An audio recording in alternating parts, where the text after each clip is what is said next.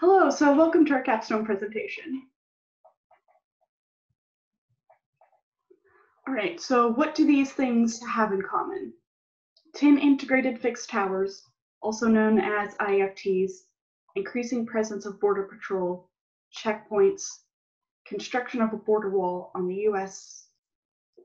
US-Mexico border, destruction of saguaro cacti and ironwood trees, and a looming presence of helicopters and drones.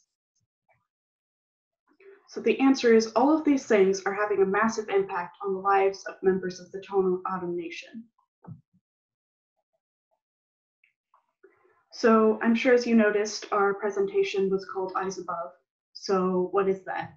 So basically it is an upcoming Media Lab documentary that will show how surveillance and surveillance technologies on the US-Mexico border are impacting the Tohono O'odham Nation. And then here's our trailer right here. People in the world need to know that this is happening. This is not something just in the news. We are seeing the pain of these people every single day in our borders. Drones, helicopters, cameras put up in otherwise sleepy little town with the direct intention of controlling populations in a way that very explicitly results in real human harm. The surveillance is just another tactic of fear and domination. I know we're being monitored. There's no question about it. The agents are out there either on their horseback, their quads, their vehicles. So yeah, they are out there.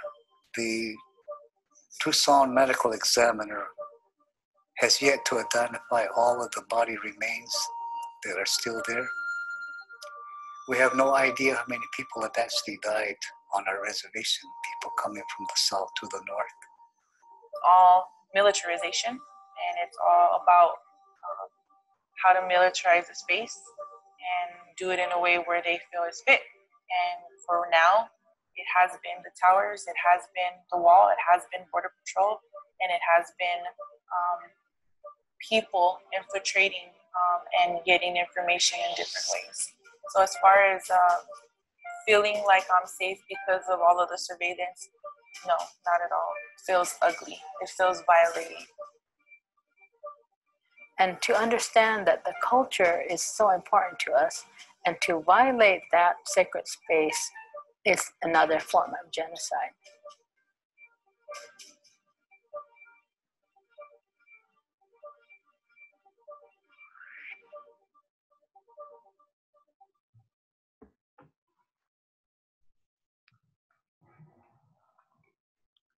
All right, so there was the trailer for the documentary. It does have a slight lag here, so if you want to see it like without the lag, go watch it on the Media Lab YouTube channel. I highly recommend, not that I'm biased, but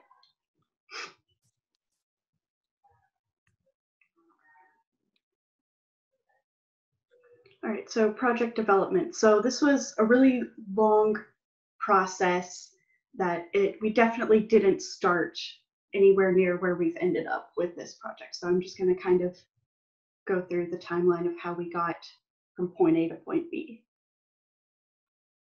So this whole process started back in September 2019. The Life Under Drone Symposium was taking place on campus, so we decided to take the opportunity to speak with a lot of scholars who had expertise with drone technology, and we were going to do our documentary about drones and drone technology and all the impacts and implications that come with that. So from there, our original plan was to create a 4-part short docu-series about drone technology. And after speaking with all the scholars, the 4 episodes or themes that we tentatively landed on were security, which included border surveillance and usage on the border, commerce, police usage of drones, and war.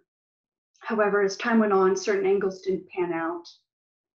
So we had to adapt because we realized that, for instance, war was not really a feasible option because there was no way for us as undergrad students to go anywhere and actually show that, and the implications of that. And the commerce angle didn't work out because many people didn't want to necessarily talk about what their plans are for drone usage for commerce. So as certain angles didn't pan out, we adapted, and we ended up making contacts in border towns in Arizona. So at the end of fall semester, we made plans to head to the border and visit these towns. So in January 2020, our full documentary team, which there are 5 of us in total,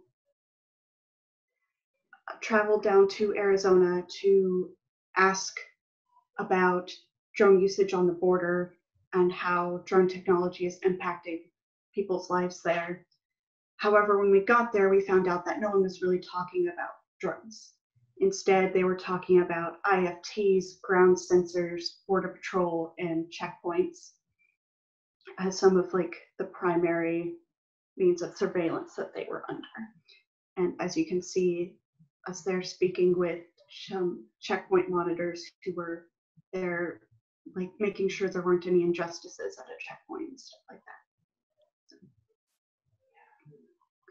And so after our initial trip in January, we realized that the story in Arizona was our top priority.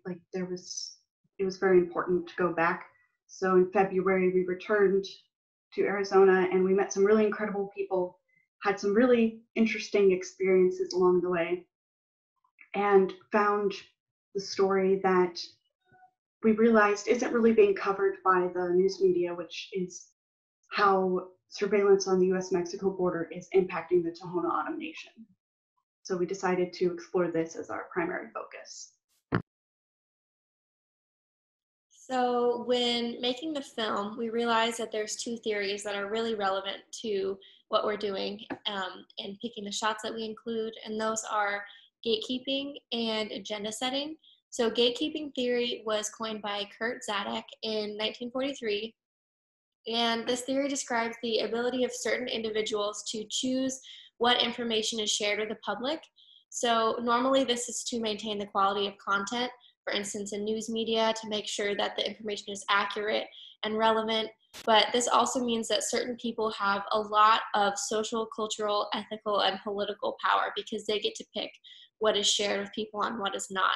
As you can see in this image, some information is shared with the public, whereas other information is deemed not as newsworthy or relevant, and so it's not shared with the public.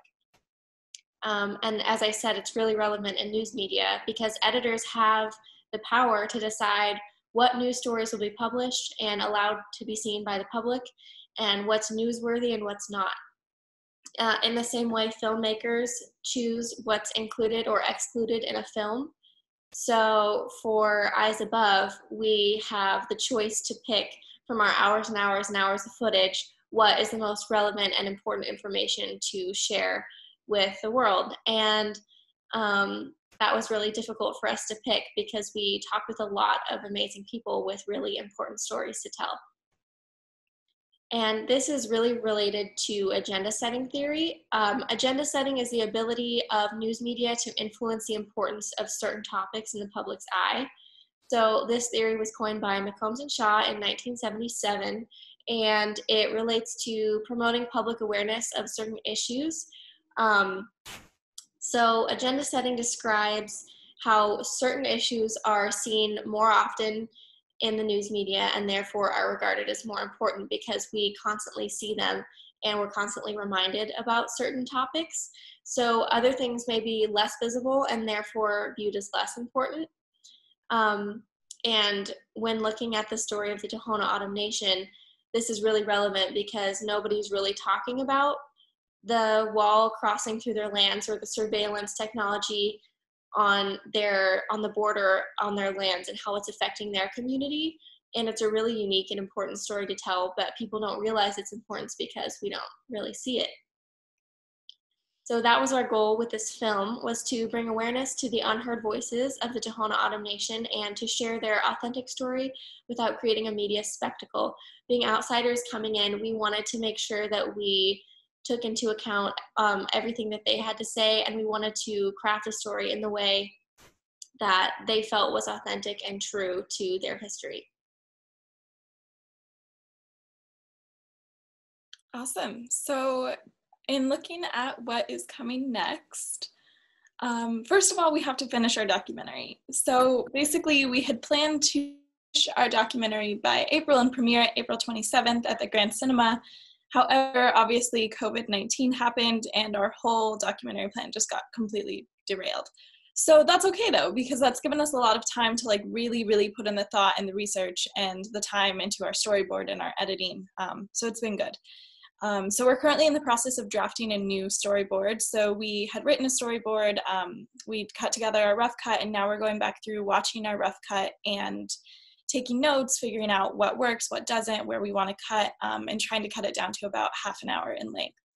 So in addition to that, we're also taking notes on where we want to animate our graphics. Our documentary is really interview heavy, which is awesome, but we also want to give our audience some graphics to look at throughout the documentary, so it's a little more interesting, and also so that they can visualize really what we're talking about. In addition to that, we're doing a lot of fact checking because our document, as you can tell, is very, very information heavy. It involves a lot of stuff about Border Patrol and laws and dates and of things like that. And so that we're making a list and going back through and fact checking and double fact checking everything that we're including in our film to make sure we're getting it right.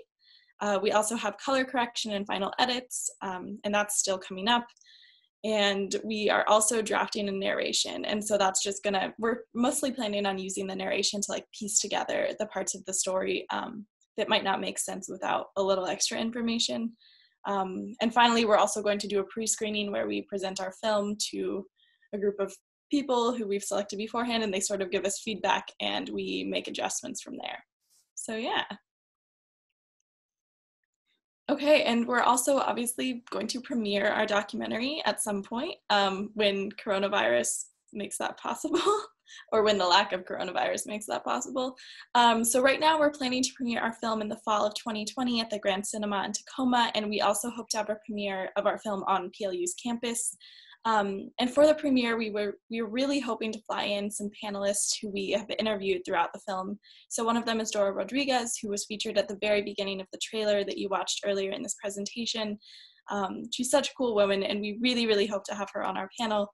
And the second person is David Garcia, who was also in the trailer that you watched earlier. He's presented his case about the Tohono O'odham people to the United Nations. He's a really, really, really cool guy, and we're also hoping to have him on our panel. And finally, we're also working on finalizing our branding and marketing for the premiere. You saw the poster that we'd created. It's like on the very, very first slide of this presentation. And so our branding team has been working really, really hard to get everything perfect for marketing our film. Yeah.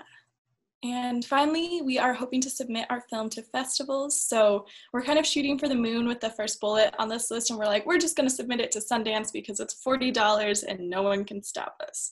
So that's one of our plans. And then we're also hoping to submit it to the National Film Festival for Talented Youth, the Northwest chapter for the National Academy of Television Arts and Sciences, the Student Accolade Awards, the Diversity Film Festival in Tacoma, and the Tacoma. And so yeah, we're really hoping to just sort of get the story out there more and have more and more people become aware of what's happening at the border. And we think that submitting to film festivals is a great way to sort of get our film out there more and get that story told. All right, so thank you so much for sitting through our capstone presentation. And yeah, as you can tell, it's sort of, our whole project we didn't envision how it was going to end at all, but it's really taken us through a lot of twists and turns, and through 2 trips to Arizona, we've made some really, really powerful connections with people, both just in border communities and specifically from the Tohono O'odham Nation. I know personally, I've learned a lot about the border that going into this, and I think that everyone on our documentary team feels the same way. And yes, this film has just been an incredible experience, and we're all really looking forward to being able to put more time into editing and producing it this summer, and hoping to premiere it in the fall. So keep an eye out, because we will be premiering it, and you should definitely attend the premiere, or at least watch it on your own time. Yeah, thank you.